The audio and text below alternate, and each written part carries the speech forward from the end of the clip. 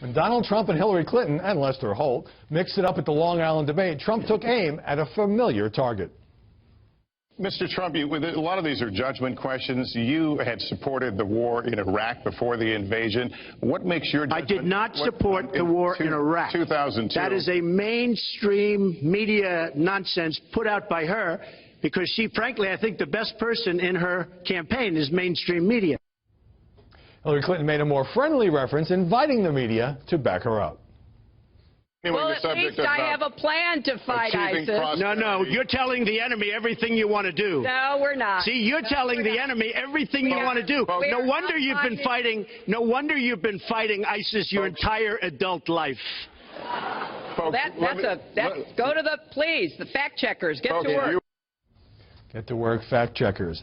So that led to a remarkable story in the New York Times, quoting 7 unnamed Trump advisors as saying that he had an erratic debate, that he didn't concentrate or focus enough during debate prep, according to his own people speaking anonymously to the Times.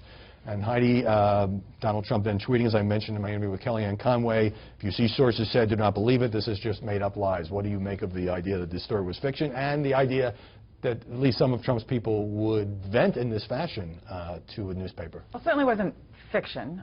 They talked to a number of advisors, but there's a few different possible interpretations here. One is that his own advisors find that this is the best way to get through to their candidate, that as much as he despises the media, he voraciously consumes it, and that this is a good way to kind of get their message through to him. The second is that the use of the word advisors is kind of a loose term, right?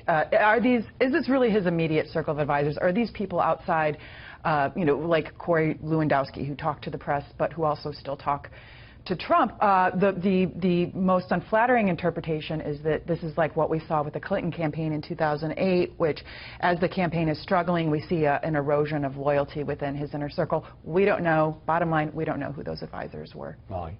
Well, it is true that people are a little too reliant on anonymous sources, and they're a little bit too focused on this type of horse race action. I think there were many interesting questions out of the debate, and we saw a lot of groupthink in how the media approached it. I think he actually didn't do as poorly as many people in the press said, and she didn't do as well as they thought. There were different periods of the debate. He did all right at first. He did well in the first 20 minutes. So you're seeing a gap between the almost unanimous or overwhelming verdict of the pundits that this was absolutely disastrous for Donald Trump, and the public, which might be more divided?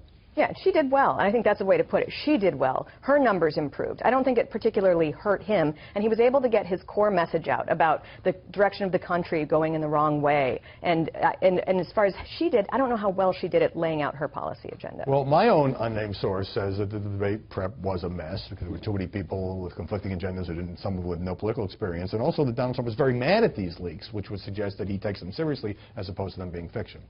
Yeah, I mean, they're not fiction. I mean, he just said that. He says a lot of things. But, we've all seen, all of us who've covered campaigns have done these stories and have seen these stories. When a campaign is frustrated and unraveling a little bit, these kinds of sources come and contact reporters and tell them stories. And when a campaign is a tight ship and when it's going better, these things don't happen. I covered Hillary Clinton's first Senate race very closely. By the end, the Lazio campaign you were getting these kinds of stories from the Lazio campaign. All right. Well, here's a named source on the record interview, Donald Trump with the New York Times, which ran over the weekend, in which he just comes out and says that Hillary Clinton was an enabler of her husband. She attacked the women who Bill Clinton mistreated afterwards. So he didn't do it in the debate. He did it there. His surrogates have been doing it, as I mentioned to Kellyanne. And media, Washington Post knows, is now giving this lots of coverage. So are we is Trump getting us to do his dirty work? Sure, he's a master at controlling us. We cover whatever he says, including the midnight tweets. But I think as we go down this road, we'll see what happens in the next debate. But I think we in the media have to keep this very fact-based, because if Donald Trump goes after Bill Clinton, that's one thing.